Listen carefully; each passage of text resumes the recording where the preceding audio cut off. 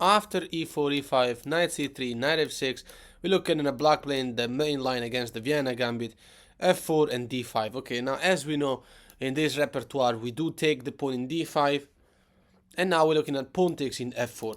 So in this video, we're going to go through stuff we haven't seen at all. After the move bishop c4, we've seen in the past moves like bishop to d6, c6, bishop to g4, but there's more stuff to explore. So let's get an insight about all of that. Let's start with black playing this very passive move, which is one of the most popular, of course. Bishop e7, the idea is to castle as soon as possible and play rook e4. Okay, d4 comes from us, and we want to recapture that pawn. So after castle, we do capture in f4. So we are ignoring what our opponent is doing, like rook to e8, with the idea of making a discover check. But there's nothing particularly scary. Let's make an example. Rook e8 is met with knight g2 e2, so there is no discover check now, and there's nothing that strong now. Let's make an example. Bishop to g4, pinning the knight. Queen to d3, I'm pinning it. And now we're one step away from castling. Knight to d7, and now castle. That's it. Knight to b6, attacking the bishop. Bishop to e5 is the key move now. And remember, we do have an extra pawn, and we want to retain that advantage. So if our opponent does take our knight, that's not a problem for us, because then we're going to keep the pawn advantage forever. So let's look at this move. Knight takes in d5, basically black recapturing the pawn. You take, knight takes back, and now rook to f7. Boom. We're not wasting time here. There are no Zwischenzug by our opponent, like let's say knight to b4 or knight to f4 attacking a queen, because in all cases you can, for example, knight to f4, the knight is just free. Knight to b4 does come with an attack on the queen, but it's just too late because you play rook g7 check, and when the king moves either f8, you make a checkmate in g8, or h8. Rook g8 is still mate because it's mate. I don't really have to explain why a mate is a mate. So in this position, after rook f7, what if the king takes the rook? Knight to f4 capitalizes on this knight, and it's impossible for the bishop to go and put extra defense, because he will just take it. And when the king takes back, this king is dangerously in the middle of the board. Now you play queen e4. The knight is still pinned, although you can say that we don't have a winning attack, because this knight is well defended, both by the queen and the king. So let's make an example. c6, defending the knight. Okay, queen g4 check. And now the king will have to move, but then we can play queen to g7 check. The king has to move again. So let's make an example. Check, king moves. And now bishop takes knight. And when the queen takes, queen g4 is checkmate, unstoppable. The only square to go now is king to f7. But now rook to f1 should end the game very quickly. Our opponent is just forced to sacrifice a bunch of stuff before surrendering. And in this position, after bishop check, what if the king takes? Okay, queen f7 will be the killer move. There are no squares to go to except to king e4. And now you play rook e1, game over. So back in this position where we played knight to f4 to put double attack on this knight and capture. What if black doesn't give up this bishop, rather plays c6 already? Well, okay, now we take the pawn in h7. And that's it. There's nothing to do here. We're also attacking the square in f8. And there's no coming back. If rook to g8 to stop the queen from taking this pawn, for example, with a strong attack, then queen g6 check. Recaptures the bishop, position evaluated +7 or something like that. If the bishop goes to f8 instead of the rook, to protect that square more, than rook to f1 makes a threat of nasty discover check that wins the game on the spot. Once again, the position is evaluated around +6 or +7. And there's absolutely nothing else to do. So let's make a recap from the start. Black is playing the main line. f4, d5, okay, take. Bishop c4, bishop to e7. The variation where our opponent wants to castle as quick as possible. Castle, and now we recapture this pawn. Rook e8, it's important to play obviously knight ge2. So we just went through bishop g4 now, and queen d3 and everything that happens next. Let's develop an idea on what to do after c6. This is a thematic move. The idea of the black place is just develop. So if we take, they take back, okay, and that is our best move. Knight takes back. But this also doesn't work, because after castle, we still have an extra pawn, and our opponent hasn't achieved anything. You may argue in this case they might be able to play knight a5 and take our bishop pair, force us to maybe go back to d3. And it's not like black is doing any bad in this position, but you're just going to play bishop b5. And you're attacking this rook, so the rook will have to move again. And if we get to swap pieces, we'll be winning in material. So, if the knight goes back, you have this idea, d5. You're pinning the knight, you should be able to win the exchange. If a6, then counter-attacking, okay, take this one. And when they take you, you can make a swap. And so that makes your position even easier. And after that, c7 comes with an attack on the rook, so the rook will have to move again. After rook to e8, we're able to play knight to b5. And this is going to give us a much better endgame. Although we are deprived of the bishop pair, we should be able to hold and also use this massive advantage, majority on the queen side. And obviously in this position after bishop b5 attacking this rook, what if our opponent plays bishop to d7 to block? White's best move is knight to g3 now. The idea, you'll see the idea in a second. If, let's say a6, just to make an example, swap the bishops, queen takes back, it looks like this is absolutely fine for our opponent. However, remember that we still have pawn advantage. Bishop g5 comes now, and we have an idea of simply placing the knight in f5. And the idea of taking this bishop, and when that happens, then either the queen or the rook will be pinned. I mean, the knight will be pinned to the queen or rook behind, so you're gonna have a lot of pressure on this square and future infiltration of the queen. So that's the idea. If our opponent sees that, obviously plays knight to c6 to defend his knight a little bit further, and also most importantly is planning to play queen d4 check, forcing a swap of queens and making our position much more passive. Here we just take this one. This is important to do this now. Protects the pawn more, so bishop f6 has to happen, but it's now too late for black to capitalize on this pawn because we are going to take the bishop. Rook takes f6. Boom! How about that? Ugly pawn structure. And now d5 gets rid of the problem. We're not going to lose that pawn. The knight will have to move. We do have a passed pawn, and it's not even that weak because we have 3 pawns on the queen side connected to it and might be able to support it straight away. Knight c2, e4, threatening knight f6, winning the game. And that's just a fantastic position. What are you going to do to stop it? Queen to e7 maybe? But then knight to h5 adds up more pressure on that square. It cannot be defended. Let's say knight to d7 to defend this further. Yes, we're down the exchange. Let's not forget that. We also have this future massive pawn chain. But also here, that move is not possible because you got checkmate happening very soon. So we were going to go in f6 no matter what. Let's make another recap. Let's see some more stuff. We're playing the main line. For d5, take here. Okay, in f4, bishop c4. We're looking at bishop e7, d4, castle, recapture the pawn. Let's not look at rook e8, immediately it doesn't do anything. What if black plays c6 straight away? Okay, take the pawn, as we know. Knight takes back, and now knight g2, e2. And after rook to e8, instead of bishop g4 in this case, or knight to a5 as we saw before, let's find an idea on how to continue now. You can now punish the fact that our opponent hasn't played knight e5 quick enough to attack your bishop. You can push that pawn already. Okay, the knight will have to move, and now bishop to b5 is similar to before, except we have control over c6, meaning that the knight can't go back. Bishop to d7 comes now, but now you can play d6. And there's no coming back already. If the bishop gets safe, then queen to d3. It's an amazing position. We have a very strong passed pawn. And we have an idea of castling long side. Let's look at this idea. Queen to b6.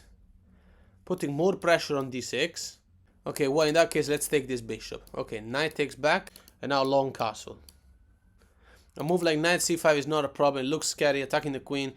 These 2 knights are coming closer. But, you know, queen to d5. You're doing just perfect. Rook to d8 here. To put more pressure on this pawn. It doesn't do anything. White plays rook h to f1.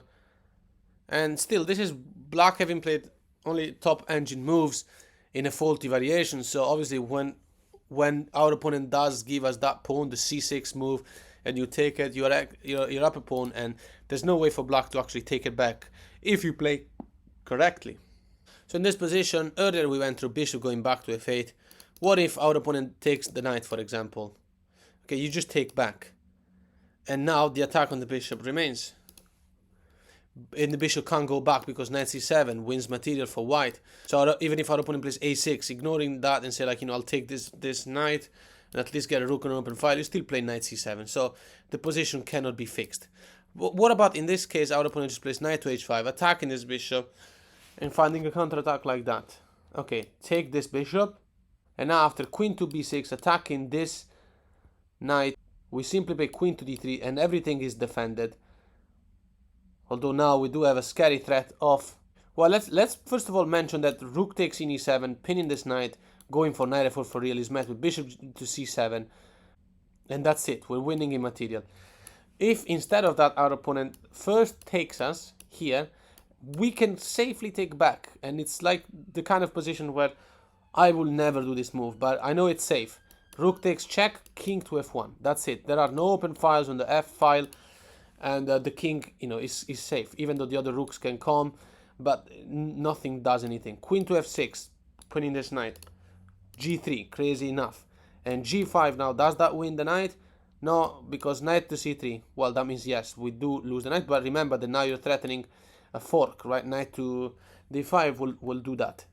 And if the queen goes away, like anywhere else, then the knight is no longer pinned. So if the queen stays in this square, then we can take the queen in f5. So the queen will have, the black player will have to get the best chance by taking that pawn.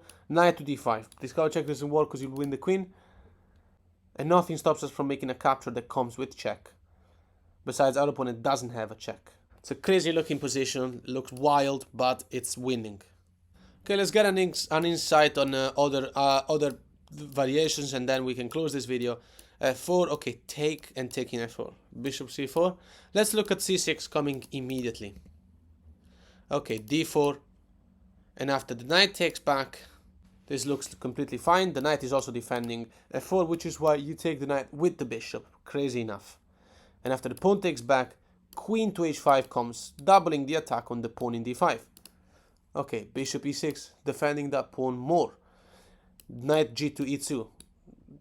Attacking this square, f4 even further.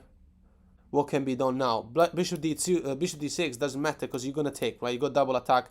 You take the bishop, and after castle, castle. Never swap in this Vienna. Always wait for them to take you so you can take back, and you get more development. So here, for example, if a swap does happen, let's say if a bishop takes in f4, that just helps you develop because now you're gonna take back with the knight. And you're going to play against the opponent's isolated pawn. So let's look at this. Knight to d7. The idea of going to d6, which is a more desirable square for that knight. Here, you just take the pawn in d5 with the knight in c. And you're also threatening to swap in f6. And you're winning a pawn for no reason. You're going to have 4 pawns against 2. Here, you're going to have a majority. So that's obviously not advisable. What if our opponent develops the knight to c6 and then puts an attack on the square in d4? Okay, rook a to d1. And that's it. We have a knight that is fantastically placed in f4, is putting pressure on d5, meaning that this bishop can't play the game, because otherwise we will win that pawn. So what about queen to b6, putting more attack over this pawn, also putting an attack on b2. Okay, knight c takes in d5, that's it. Comes with an attack on the queen. What if bishop takes in d5, for example? Okay, take back, and now here knight takes in d4, threatening discover check or anything doesn't work simply because you're going to be taking the queen. So there's an immediate attack on the queen that just cannot be ignored. Okay, so let's go queen takes in b2. Still attacking this pawn, attacking now here and here, the 2 pawns in a2 and c2. And this looks like the kind of position where you're about to lose all the pawns, and then our opponent can start pushing these 2. And that's how you lose the game. Rook to d3, the idea of reaching the h file. Now here, the knight cannot move because of the Anastasia's mate. Knight to d4 loses the knight e7 check, king moves, then you can sacrifice the queen, king takes, rook h3's mate. So in this position, instead of knight e4, what if our opponent just takes the pawn in c2 with the queen, comes with an attack on this rook? Okay, knight f6 check. That's our best move. If king moves, queen h7 is mate, so the knight has to be taken. And now don't play rook to g3 check, because this can be blocked with the queen, and even when you win the opponent queen, it's still queen and rook against 2 rooks and a knight. And it's not the best move. Obviously, your best chance here after this move, after the pawn has taken in f6, is queen to f5. You're threatening rook g3 check, winning this queen. The best move according to the engine. by our opponent's queen takes, and now queen takes back. And at least we haven't unified the pawn structure, because when the queen was in g6 in the variation a couple of seconds ago where we played the rook in g3, pinning the queen, then we take, and our opponent will fix the pawn structure. In this case, we have better endgame position evaluated plus 350, something like that. Let's make a recap, and we can close with that specific line. So take and take in f4, bishop c4. We're looking at the early c6. Okay, d4. And then when they take with the bishop. Pawn takes back. Queen to h5. Double attack on that pawn. Okay, bishop e6. Knight g e2. And we're looking at bishop d6, but then you take here in f4. Castle, castle. And now let's look at this idea. The bishop in e7, refusing the swap. Okay. Knight to b5, right? So that's what we were going to. We were going to c7. Knight to d7, for instance. Knight to goes to c7, attacks the rook. Okay, knight f6 by black, attacking this queen. What to do? Queen e5. When the rook goes to c8, attacking the knight just takes the bishop. Pawn takes back.